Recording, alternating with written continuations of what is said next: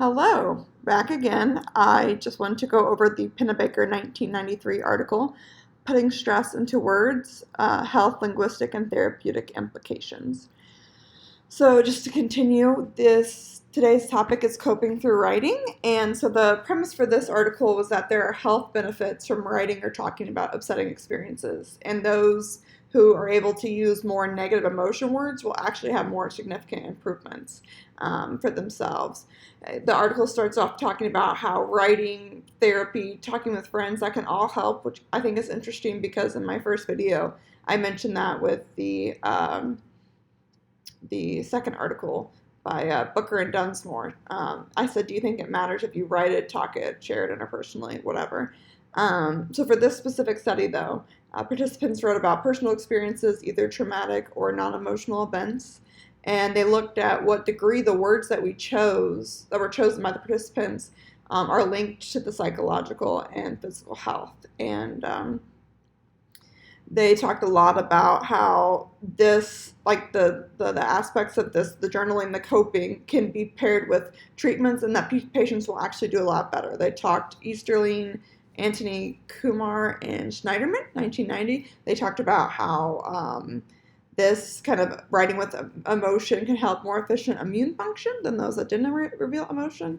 And they also just talked in general, wrapping up the review at the beginning, that psychotherapy combined with other treatments, surgery, and things like that will actually help patients do better than treatments alone. So they really made that argument that like your mental health and physical health like will be benefited from writing these things out. And so I thought it was interesting they started off with like 3 failed hypotheses. So I'm like, okay, weird. And so it was like the first one was writing about these things actually doesn't lead to healthier behaviors. People that write about hard things still use drugs and alcohol and all that stuff to cope. So that's not what happens. But then the second one was talking about how through writing we can change trauma relevant events, how they are represented in our memory.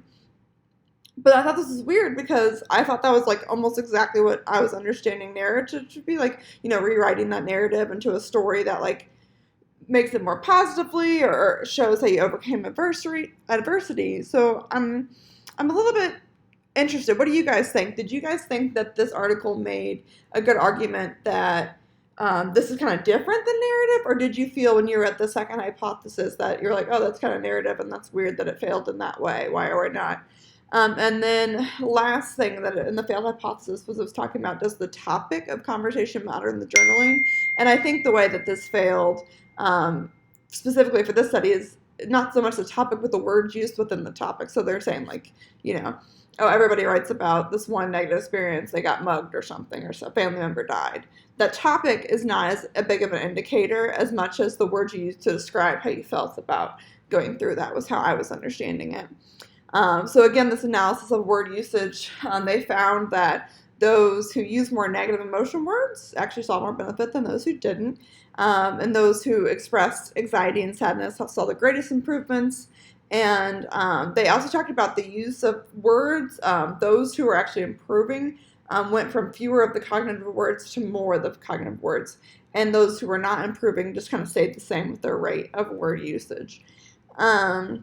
It was interesting. I think they had some judges rating of the narrative that the results are encouraging in suggesting that disclosure of negative emotions helps you improve. So that was good. And then they go into this whole thing about Carmen. I was like, what on earth is Carmen? So it's computerized now I can't say autonomic. Wow. Okay. Retrieval of morphemes. Is that how you say that? And neologisms. Wow. I'm really struggling with words today. But anyway, I can describe it in better words. So basically, it was talking about how they link these specific words and phrases to our like involuntary or unconscious activity. And they started looking at the skin conductance levels. And it was talking about how like when you suppress your emotions, your skin conductance levels go up. And they also, like when you talk about traumatic experiences, the skin conductance levels go up.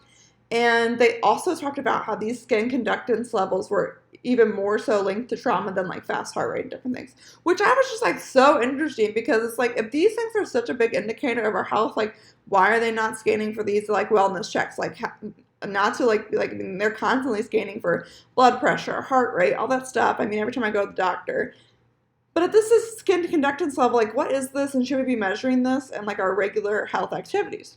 Question to think about. And you guys welcome to respond. Maybe I'm grasping here, but I mean, I'm just very interested in how this has worked because I actually know too some naturopathic, is that the word? I know some more alternative medicine professionals that have actually done some stuff with skin conductance levels, and I'm wondering why it's still looked at as something non-conventional. Anyway, back to my original train of thought.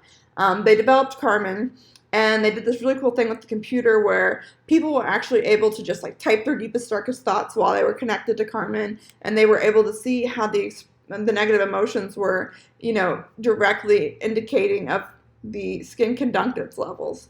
Which I thought was super cool. They did a really cool job of presenting this. This is my favorite of the 3 articles, which I don't actually know why that is because I almost always end up liking the first article the best. And I'm like, did Haley just structure this in a really good way where I'm more into this theoretical stuff?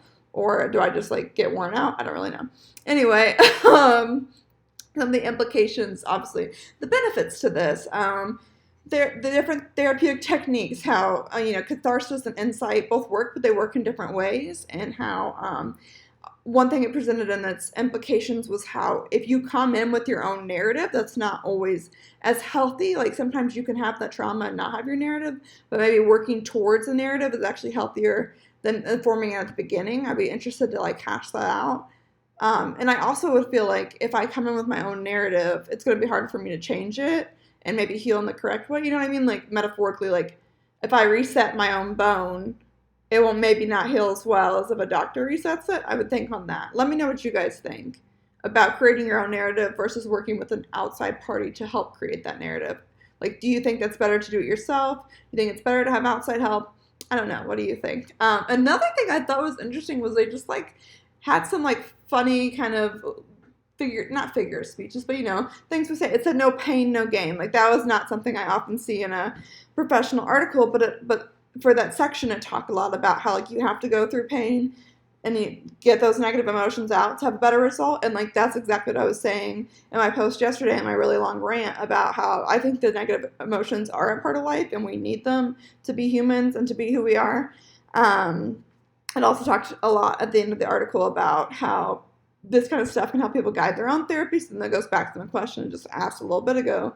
Do you guide your own? Do you need the outside person? What's the benefit of either way? And obviously the whole overall argument I felt was like the mind and body are connected and we need to understand these negative emotions and get them out in a way that helps us, it allows us to move forward in physically, mentally healthy way. And we actually like, it talks about how like suppressing these emotions, really has negative effects, and not using like real hard hitting negative words to get them out and express ourselves is like really just actually more of a detriment to our health, I felt like, at least. And I was really fascinated by like how the words we use really get at that because I'm obsessed with words. So anyway, in conclusion, I do want to mention one thing because he talks about Shakespeare at the end. I'm like, why are you bringing Shakespeare into this?